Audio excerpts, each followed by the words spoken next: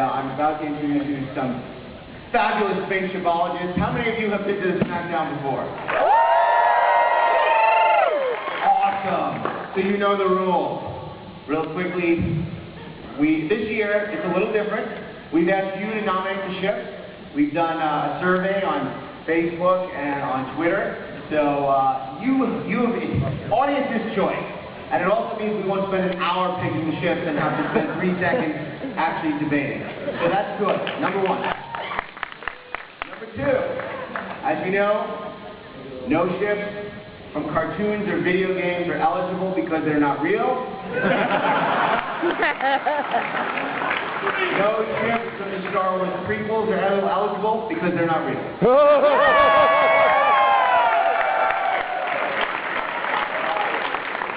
We do encourage audience participation, and as we get to the final discussion, final arguments, we will turn to you to help influence our panel of expert space shipologists as we narrow it down to the winner of Starship Smackdown 2013, Sharknado.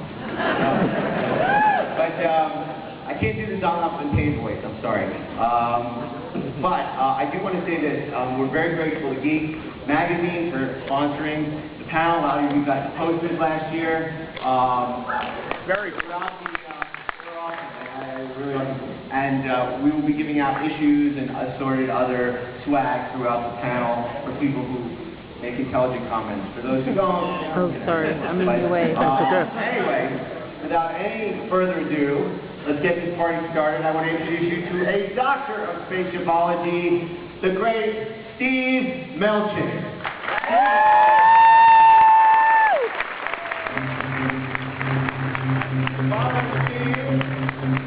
Director of Free Enterprise, producer of the new Star Trek The Next Generation Blu-ray, Robert Miles Burnett.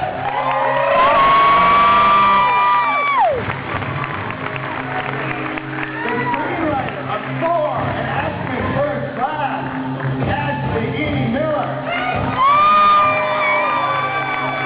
Writer from ABC Family Twisted, The Twilight Zone, and Millennium, and Confederate Slaughter, Kay Rondell.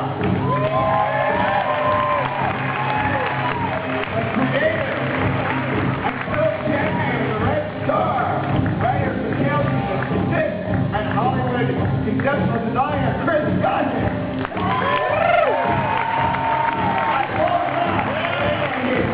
Return to Starship Smackdown, the one, the only, never Suckerman.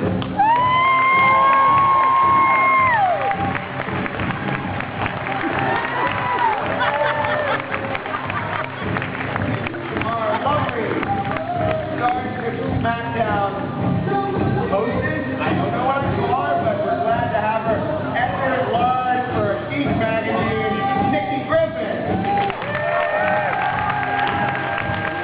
Last but not least, a man who knows a little something about piloting spaceships.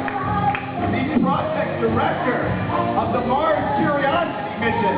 You know him as Mohawk Guy, you know him as Bob Brodowski.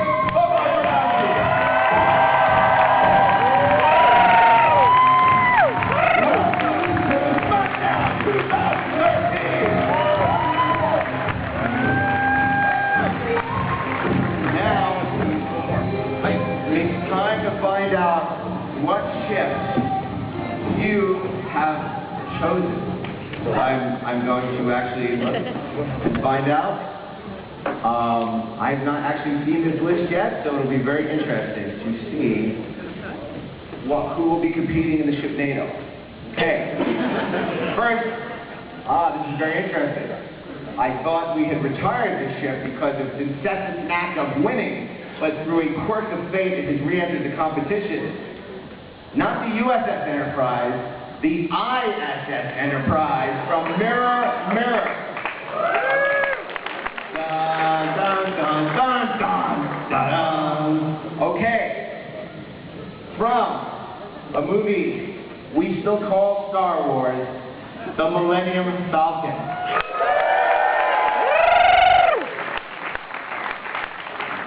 Okay. I guess Verizon has entered this ship in the competition. It is Doctor Who's TARDIS.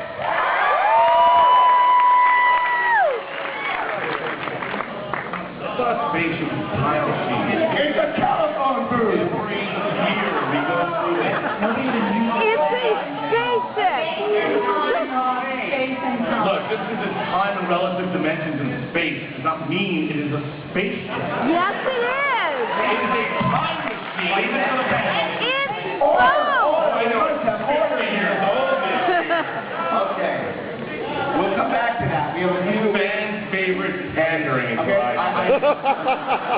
will enter the TARDIS provisionally. We apparently have a few extra ships, so we will be able to eliminate a few ships, which the TARDIS could possibly be a victim of that. We'll find out. Speaking of... Not a ship. Remember, I'm the one who eliminated Is the DeLorean from Back to the Future? imagination right before Gavin Tyson walked in. So I'm not going to be tricking you here. We won't be making that. Can we have order, please? Okay. A tough little ship, the U.S. Defiant. USS Defiant.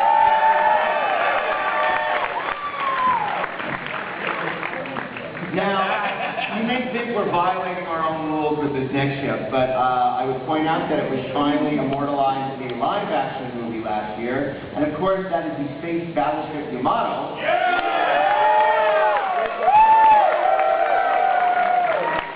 And given that there is actually a real battleship Yamato somewhere in the ocean, I think it qualifies to count. Well, It's a real TARDIS, That's too. what we're entering. that's already. Okay, now this is interesting. I have on here the NSEA Protector from the Galaxy Quest, but Steve, there seems to be some confusion as to which ship this is. So maybe you can tell us. Well, let's look at the image. This is, I believe, from the classic television category. So this is the Protector from the 1979 to 1983 television series. I love it. So I might understand this is not from the Galaxy Quest motion picture with Tim Allen. This is actually from the original television series. I'm going to say. Very good. We all remember that show. It was awesome.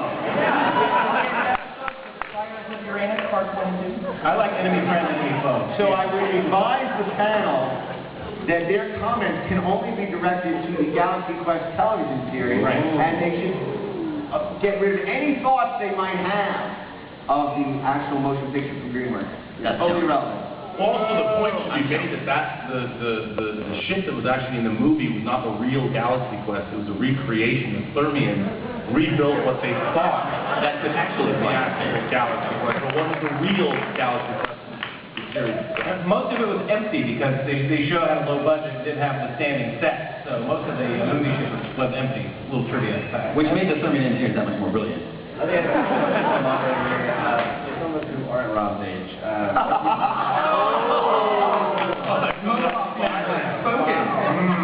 First blood to Mohawk Man. Just because he landed a ship on Mars for real, he thinks he can come up here and... That wasn't a ship. Really? That was a car.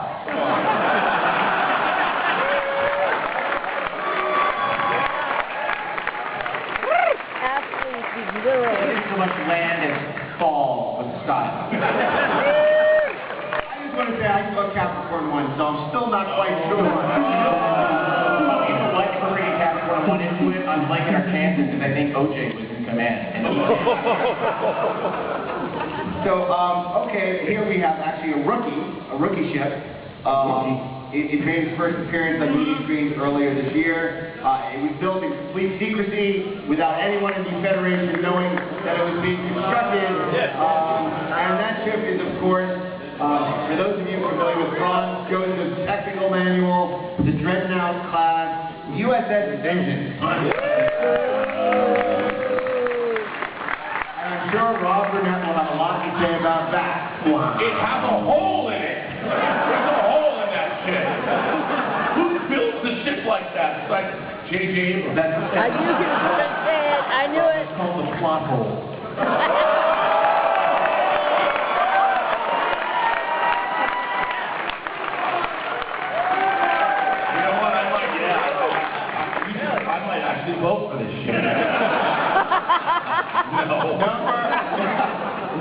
great. From, not the Battlestar Galactica on the Lonely Quest, the Battlestar Galactica BSG 75 as captained by, no, that's not it. Lauren Green. Not Lauren Green. William Adama. Eduardo Jaime. William Adama, Battlestar Galactica.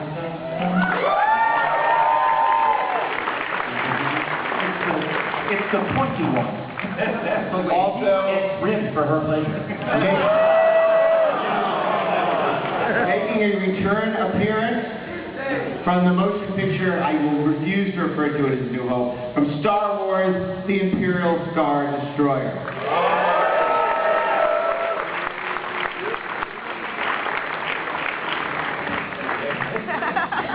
From 2001, the Discovery One. Oh.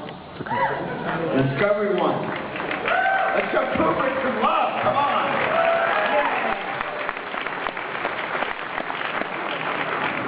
Suckles in space! And from the motion picture Spaceball, Spaceball 1.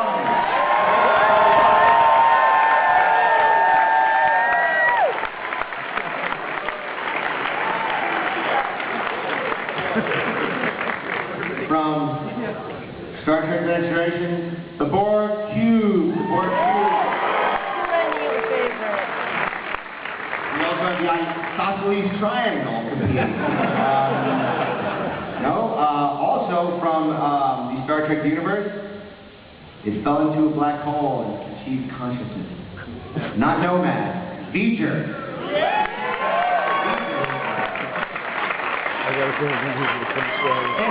That has a hole in it. Now we'll get to that. That'll be a point of contention, I'm sure, whether or not V'ger is a probe or a spaceship or something else, or a god. It is and neither. It goes in the same room as the TARDIS, not in this one. Well, I want to point out that these words chosen by the The fan. So you owe yourself the blame if you weren't one of the 12 people that voted on. No, at least 100. Okay. Thank you, Steve Melching. Nice shot of V'ger. Amazing job, and we got the word out, and I'm We're all uncomfortable. Yeah, we do have a Facebook page. Just look for Starship Smackdown, and you can follow all the latest updates, and you can vote next time, so you won't be disappointed. Yeah, and also also from Star Trek, we know who voted for this. The USS Enterprise D from All Good Things, because apparently someone has a unnatural or unnatural fetish. Also, it has more crap on top. Number 15, I'm not sure how this qualifies as a Starship if the TARDIS doesn't, but the Jefferson Starship.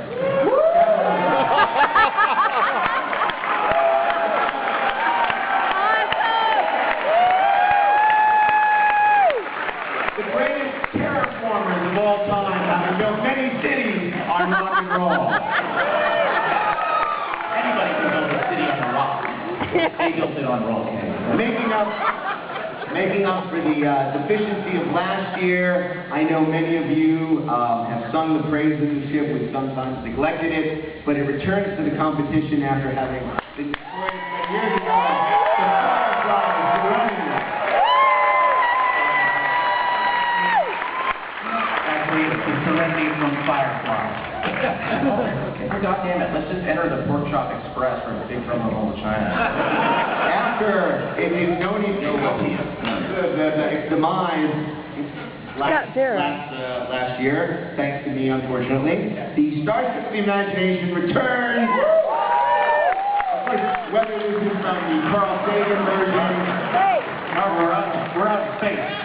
I know, because we're going to eliminate 3. We're going to eliminate 3. I have two more ships, and that way we can, because we want you to participate, not just those 12 people who read the Facebook page. We want you to weigh in with your thoughts. Make the effort to come down here and sit in the theater and tolerate this nonsense. So, Next on Cosmos, Carl Sagan shows us how to play the mandolin.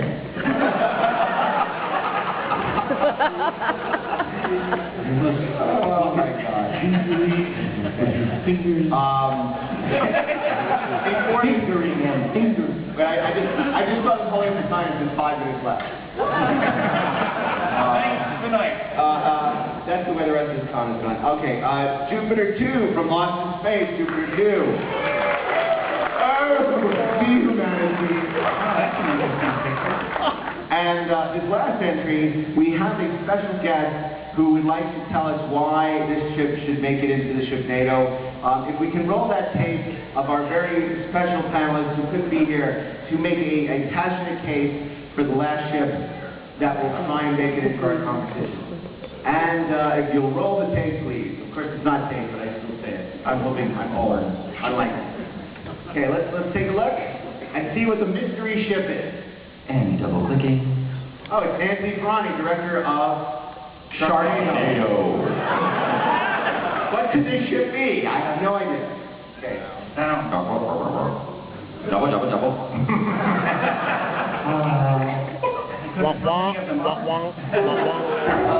Sharknado and the Starship from Rogers who takes any app out there.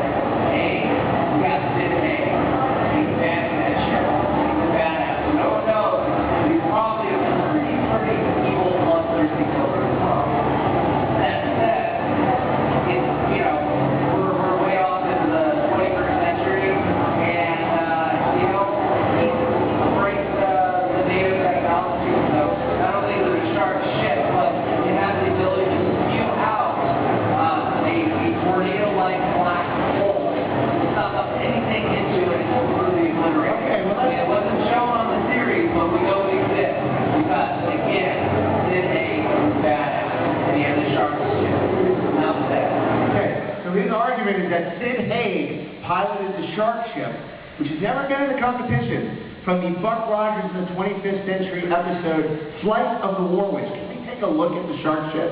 I think it's very badass. This is Julie Newmar was the captain of the ship, I believe. Okay, good night, everybody. Okay, let's take a look at the shark ship from Flight of the War Witch.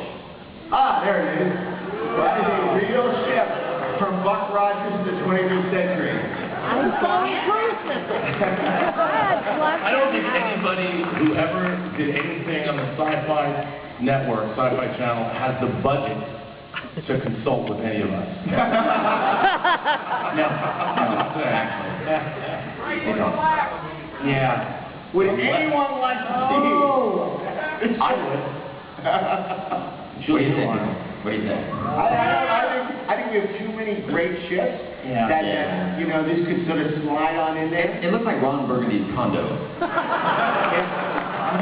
Mark, I think the comedy Mark, I think the comedy value of this has been tapped. Way We're gonna eliminate shark ship. Shark ship is going away. The first casualty is shark ship. I know, a lot of you fans up there wanted it to happen. All 3 fans are very Take your own open. panel. If anyone can actually name the Buck Rogers episode the shark ship appeared in, we'll run it. You already said it. We already said it. Flight of the War Witch. Yeah, we already given it to him. Yeah, No, that's the shark ship. Shark It was ship. in for 5 minutes. That doesn't count. Okay. We have 2 more ships we need to eliminate. You know what? We're not getting rid of shark ship. I do like it. Let me hear individual comments. Somebody goes to TARDIS.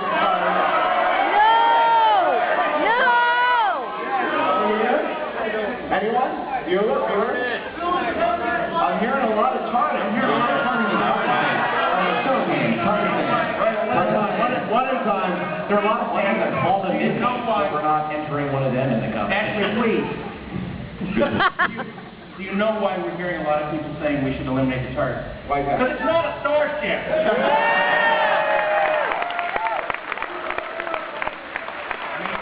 Let's take this seriously, people.